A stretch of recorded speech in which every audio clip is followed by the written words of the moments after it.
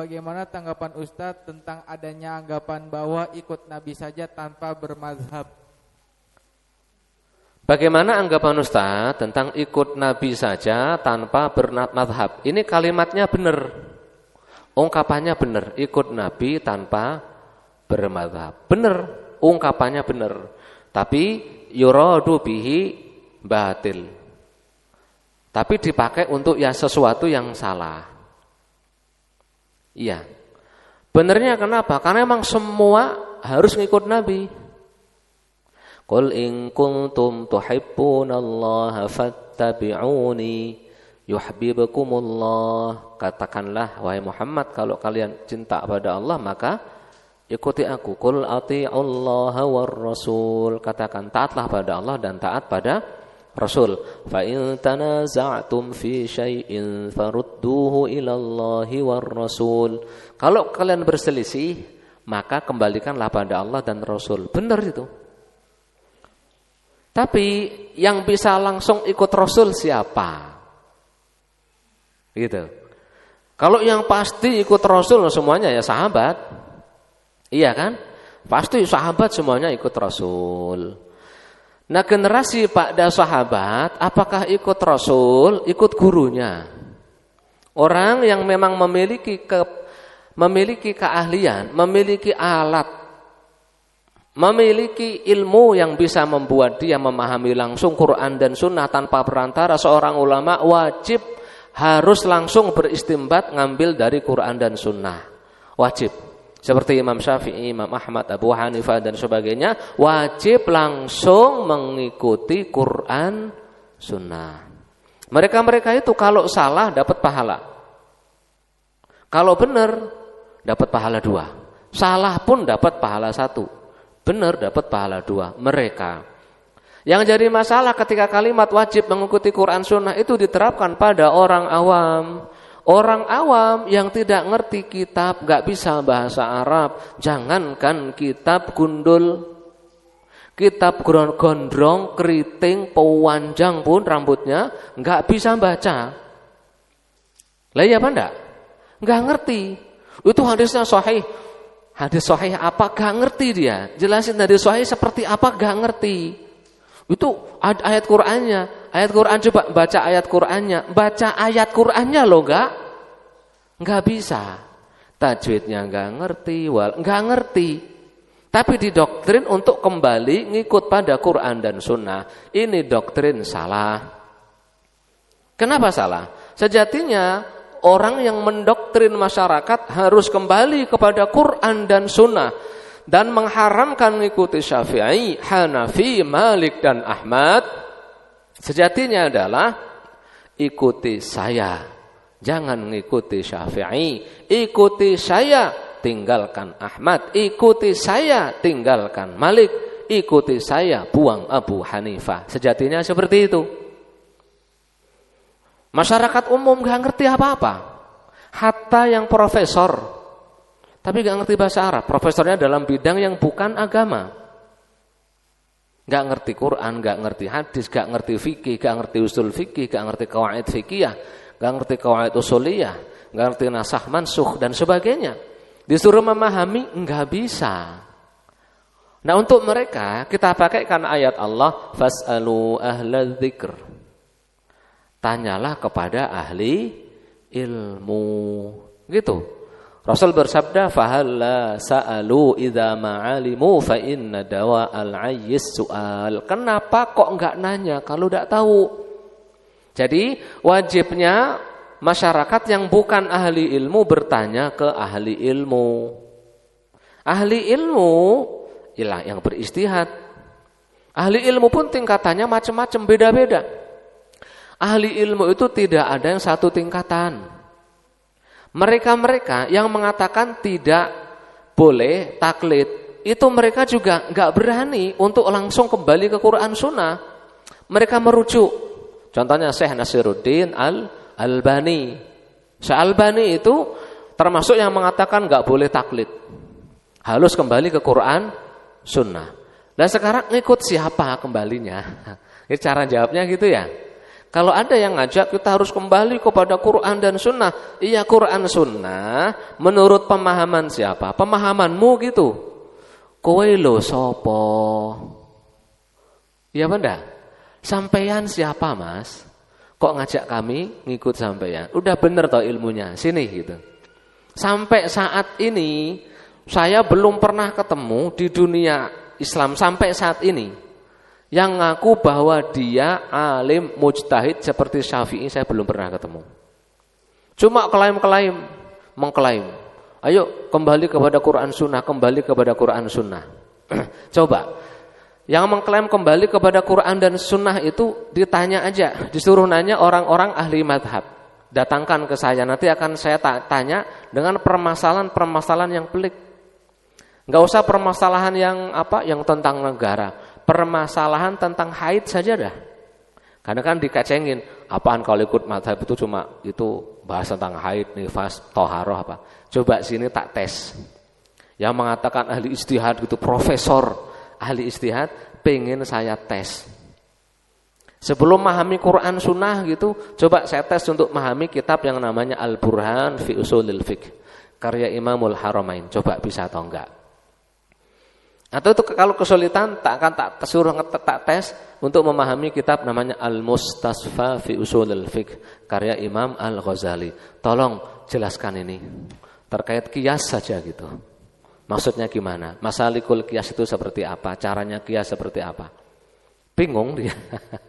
Enggak ngerti. Jadi yang paling aman bagi masyarakat awam adalah ngikut ulama. Ulama dari sekian banyak ulama, mana yang diikuti?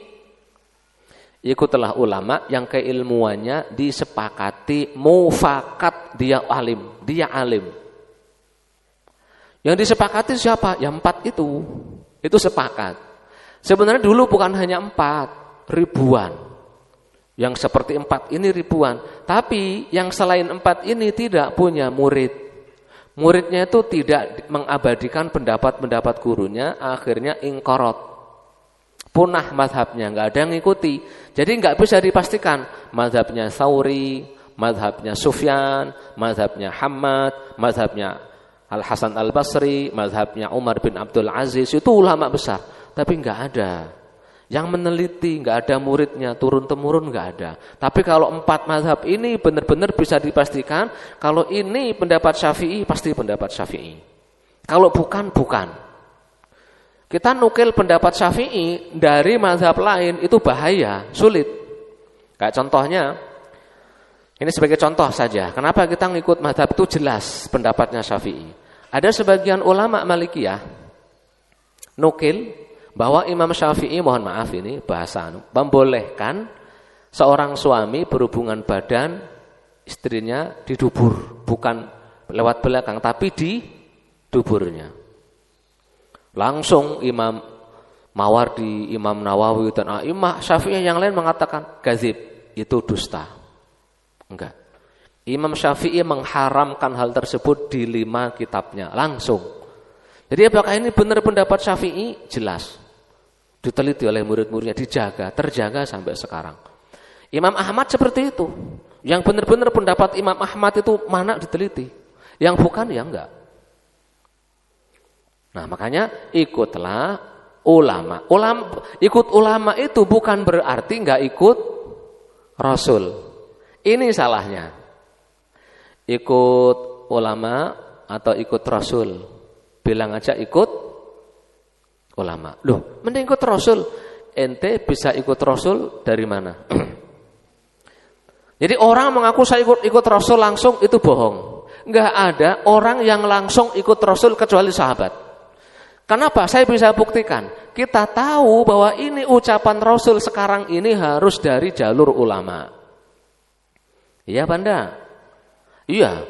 Kita harus percaya pada Bukhari. Iya Banda? Bukhari mengatakan dari guru saya Rasul berkata. Ente ikut, yakin percaya pada Bukhari.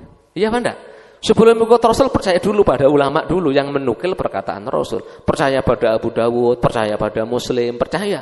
Enggak ada sekarang ini yang langsung ikut Rasul, enggak ada. Semua harus mengikuti perantara ulama. Bahkan tadi yang tak sebut Syekh Nasir Albani ketika nulis sifat sholat Nabi itu nukil banyak pendapat ulama. Baca di Al-Mughni, baca di Majmu', baca di Bada'i, baca di Dhakhirah, baca muak dibaca juga. Enggak kau ujuk-ujuk terus apa namanya? Dari hadis sendiri apa? Enggak gitu, tetap baca karya ulama. Tapi sayangnya beliau ya tadi itu, ayo ini buku saya ini udah pasti paling benar. Nah itu salahnya. Yang kurang lebih maknanya seperti itu. Ini yang paling benar buku saya ini. Itu repotnya. Padahal namanya manusia banyak salahnya. Dengan bangganya beliau mengatakan ini sunan-sunan, Sunan Abu Dawud, Sunan Tirmidzi, Sunan Nasa'i, udah saya pilih-pilih mana yang sahih, mana yang dhaif. Yang sahih silahkan diambil, yang dhaif dibuang. Enggak seperti itu. Yang menurut beliau dhaif itu ternyata banyak yang sahih. Giliran yang menurut beliau sahih ternyata masih banyak yang dhaif karena beliau bukan nabi. Kullun yu'khadhu wa yutrak qauluhu illa sahib hadzal qabr. Semua diambil dan ditolak perkataannya kecuali nabi. Lah iya kan? Jadi ngikut mazhab bukan berarti enggak ikut nabi. Justru dengan kita ikut mazhab pasti ikut nabi. Udah. Kalau saya berani berkata, justru orang yang ikut mazhab dipastikan pasti ikut nabi.